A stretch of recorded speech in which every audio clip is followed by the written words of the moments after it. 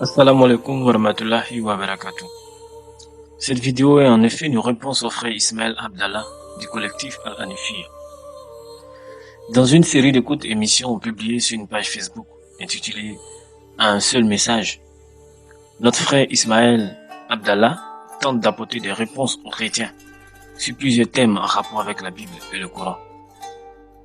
Nous envisageons répondre selon notre temps disponible à toutes les allégations erronées figurant dans ces vidéos. Mais ce que nous ferons dans notre vidéo présente, c'est de réfuter une tactique trompeuse dont il a usé avec professionnalisme dans sa comparaison entre le Coran et la Bible. Alors pour comprendre de quoi nous parlons, écoutons notre frère Ismaël Abdallah et nous revenons pour une réfutation, Inch'Allah.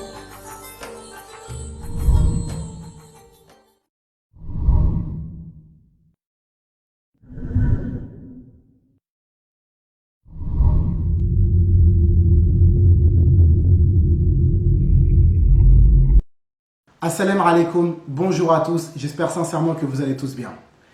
Connaissons-nous avec précision l'identité des écrivains de la Bible? On a très souvent l'habitude d'entendre de la part des chrétiens que Dieu a inspiré et révélé les textes de la Bible à une quarantaine d'auteurs et qu'ils ont tous compilé les textes de la Bible dans une harmonie parfaite et dans une cohésion idéale. Mais en réalité, lorsqu'on se penche de plus près sur l'identité précise et exacte de ces auteurs, on va rapidement se rendre compte qu'en réalité, il y a un nombre important, un très grand nombre d'auteurs qui sont inconnus et qui ont rédigé les textes sous un parfait anonymat. Pour soutenir et garantir la véracité et l'authenticité de nos propos, je vous propose dès maintenant de vérifier tout cela à travers les textes de commentaires de la Bible historique et archéologique. Le livre de la Genèse est à proprement parler une œuvre anonyme. La tradition et le témoignage biblique le classent parmi les écrits de Moïse. Cela n'implique toutefois pas que celui-ci ait écrit le livre en entier. On peut néanmoins supposer qu'un auteur anonyme a composé le cadre narratif qui entoure les éléments mosaïques, de même que d'autres petits textes. Nous ne savons pas qui a écrit, compilé le livre de Josué, ni où et quand cela a été fait. Je répète une seconde fois. Nous ne savons pas qui a écrit, compilé le livre de Josué, ni où et quand cela a été fait. Donc en résumé, on ne sait pas qui est-ce qu'il a écrit, quand est-ce qu'il a écrit et où est-ce qu'il l'a écrit. L'auteur du livre des Juges nous est inconnu. L'auteur du livre des Juges nous est inconnu. L'auteur de 1 et 2 Samuel nous est inconnu. Rédigé, compilé par un Judéen inconnu. Rédigé, compilé par un Juif inconnu. L'auteur anonyme du livre d'Esther semble avoir été un Juif. Le livre de Job est anonyme. Chaque psaume a son compositeur. Beaucoup sont anonymes. Le livre des Lamentations est anonyme. Pour l'interprétation du livre de Daniel, on est placé face à une alternative. Soit il est l'œuvre de Daniel lui-même ou de l'un de ses proches et il est par conséquent historiquement fiable. Maintenant, regardez bien la suite. Soit il a été rédigé par un fanatique religieux au cours de la révolte maccabéenne et il n'est que pure fiction. Je répète, et il n'est que pure fiction. Donc ici, on a un doute. Est-ce que c'est un livre religieux ou est-ce qu'on est dans une pure fiction? On ne sait pas grand-chose à propos de l'auteur de ce livre plutôt bref, en dehors de son nom. Et même ce point est porteur d'incertitude. Le livre de Jonas est l'un de ceux qui suscitent le plus de débats dans l'Ancien Testament. On le considère soit comme historique, soit comme de la pure fiction. Regardez le débat. On le considère soit comme historique, soit comme de la pure fiction. Nous ne savons rien de Naoum. Mis à part le nom de son village d'origine, El-Kosh, dont nous ignorons la situation géographique. Donc ça veut dire qu'en réalité, cet auteur-là, on ne connaît rien de lui. La seule chose potentielle qu'on peut connaître, c'est sa ville d'origine, et encore, on n'a pas réussi à la localiser. Son auteur nous est inconnu.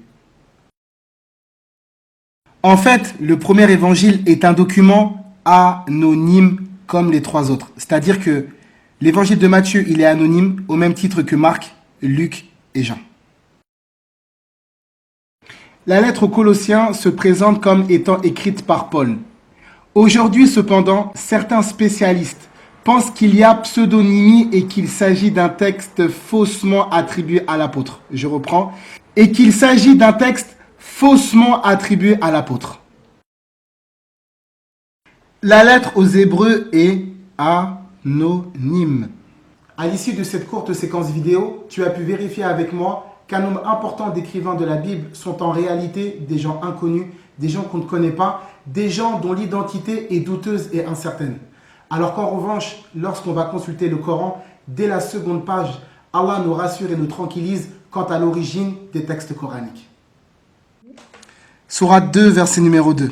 C'est le livre au sujet duquel il n'y a aucun doute. Sourate 32, verset numéro 2. La révélation du livre, nul doute là-dessus, émane du Seigneur de l'univers. Sourate 39, verset numéro 1. La révélation du livre vient d'Allah, le puissant, le sage. La comparaison est sans appel. Allah nous a garanti que le Coran provenait bel et bien de lui. Alors entre un livre qui descend directement du Seigneur des cieux et de la terre et un livre qui a été rédigé et compilé par des auteurs inconnus ou bien des gens qui ont écrit des textes sous couvert d'anonymat et un texte qui potentiellement peut contenir de la fiction. Pour quel livre allez-vous donc opter? Pour commencer, remarquez qu'en ce qui concerne la Bible, Ismaël s'appuie sur un ouvrage qu'il nomme, avec heureux bien sûr, la Bible historique et archéologique. De vérifier tout cela à travers les textes de commentaires de la Bible historique et archéologique. Soi-disant pour soutenir et garantir la véracité et l'authenticité de ces allégations. Mais en ce qui concerne le Coran, il cite directement dans le Coran lui-même. C'est cela le deux poids deux mesures. Outre l'imprécision du titre du livre que fournit Ismaël, livre qui en réalité est intitulé La Bible avec note d'études archéologiques et historiques, notre frère omet de préciser à ses auditeurs que les textes qu'il lit ne sont pas des preuves, mais des accessions de certains spécialistes influencés par la haute critique, et que ces mêmes accessions sont réfutées par d'autres spécialistes conservateurs qui défendent les traditions juives et chrétiennes sur la question de l'identité des rédacteurs. C'est d'ailleurs ce que confirme le théologien Timothée Mina. Les notes de bas de page fournissent essentiellement des éclairages sur les lieux, personnages, coutumes ou éléments culturels mentionnés dans le texte. Pour aller plus loin, les encadrer, disposés judicieusement, proposent un condensé de recherches historiques ou archéologiques sur une question donnée. Ces articles, généralement d'une page ou d'une demi-page, sont orientés autour de 5 thèmes: les sites archéologiques, les informations historiques ou culturelles, les personnages et terres du passé, la fiabilité de la Bible et les textes et objets du passé. L'ouvrage est complété par une concordance sélective qui sert également d'index pour les encadrer. Le tour en couleur est agrémenté de cartes, ainsi que de belles photographies de sites archéologiques et objets antiques. Les informations de la Bible archéologique ont été rédigées par des chercheurs et professeurs évangéliques qui ont un a priori positif sur la fiabilité historique du texte biblique. Les encas fiabilité de la Bible proposent ainsi des réponses aux thèses qui remettent en cause l'historicité de certains récits bibliques. Une fois ce cadre posé, la Bible archéologique reste particulièrement nuancée et équilibrée dans sa présentation des données archéologiques. Elle évoque les différentes hypothèses ou reconstitutions proposées par les spécialistes, tout en soulignant fréquemment la difficulté à trancher. C'est le cas par exemple pour ce qui concerne la date de la sortie d'Égypte ou la question de la localisation du mont Sinaï. Les auteurs évitent ainsi de forcer les données historiques pour les faire coïncider avec celle du test biblique. Mais, puisqu'en ce qui concerne la Bible, Ismaël Abdallah cite un ouvrage qu'il présente comme des preuves, alors qu'il ne cite, en ce qui concerne le Coran, aucune preuve en dehors du Coran lui-même, alors nous allons apporter une contre-preuve, c'est-à-dire un livre intitulé « Le Coran est-il authentique ?» de l'historien philosophe tunisien Montesfar, publié aux éditions Le Cerf à Paris en 2010. Pour ne pas faire long, voici un extrait du livre.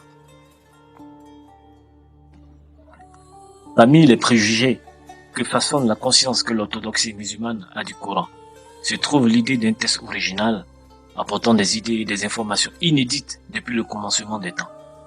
Ce préjugé populaire appartient au mouvement apologétique qui a touché tout ce qui a rapport à l'apostolat de Mohammed, sans aucun souci du respect de la lettre et de l'esprit du Coran.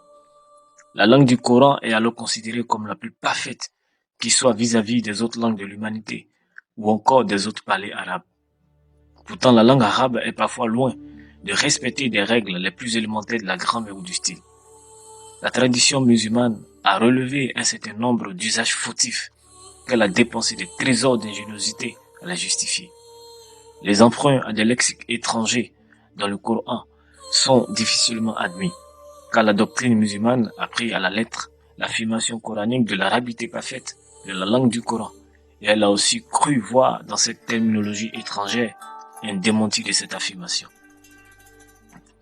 La tradition n'a jamais caché que le texte révélé a subi des interpolations qu'elle a fait passer pour des passages authentiques du Coran. L'ange Gabriel dictant les versets à Mohammed et lui indiquant l'endroit où ils doivent être insérés, dans tel ou tel chapitre. Ce scénario mythique a été conçu pour légitimer, a posteriori, le travail de composition manifestement arbitraire des sourates coraniques à partir de parties du texte révélé ayant une unité thématique. Ainsi, la plupart des sourates du canon coranique actuel sont formées d'agrégats de révélations qui font d'elles des compositions hétérogènes. Par ailleurs, dans son livre Le Coran, la Bible et l'Orient ancien, également publié à Paris en 1998, Montesfar souligne un point sur lequel les apologistes musulmans peinent à apporter une réponse satisfaisante. Cette longue tradition de naissance divine se prolonge jusqu'à Jésus. Le Coran, tenu au fait de ce genre mythique, a même dû confondre Marie, prophétesse et sœur de Moïse, avec la mère du Christ. En effet, celle-ci apparaît comme sœur d'Aaron, chapitre 19, 28, fille d'Imran, chapitre 66, verset 12, et sa mère est dite femme de Imran, chapitre 3, 35. On a beaucoup glosé sur cette méprise. Pourtant, son explication est simple. Dans le livre des Antiquités bibliques, qui date du milieu du 1er siècle avant Jésus-Christ, Moïse est présenté comme le fils de Amram, de la tribu de Lévi. Il se maria à une femme de la tribu de Jacobé, qui lui donna 2 enfants, Aaron et Marie. Celle-ci eut cette vision. L'Esprit de Dieu tomba sur Marie pendant la nuit et elle eut un songe. Elle le raconta à ses parents le matin en disant « J'ai eu une vision cette nuit. Voici qu'un homme était debout avec un vêtement de lin et il me dit « Va et dis à tes parents, ce qui naîtra de vous sera jeté dans l'eau, parce que par lui l'eau sera séchée. Je ferai par lui des signes et je sauverai mon peuple. » De toute évidence, le nom coranique Imram, attribué à la famille de Jésus, provient du nom Amram, porté par le père de Moïse. Le Coran a manifestement confondu la mère de Jésus avec la sœur d'Aaron, qui reçut elle aussi la visite d'un ange annonciateur d'une naissance divine. Ismaël Abdallah prétend à la fin de sa vidéo que le Coran est descendu directement du Seigneur des cieux et de la terre, tandis que la Bible a été rédigée et compilée par des auteurs inconnus ou des gens qui ont écrit sous couvert d'anonymat et qui potentiellement peut contenir de la fiction. Pourtant, c'est bien là une fiction que nous présente Ismaël lorsqu'il affirme que le Coran est descendu directement du ciel, et aussi une fiction quand le Coran désigne Marie comme la sœur d'Aaron. Barakallahu fikoum, assalamu alaikum.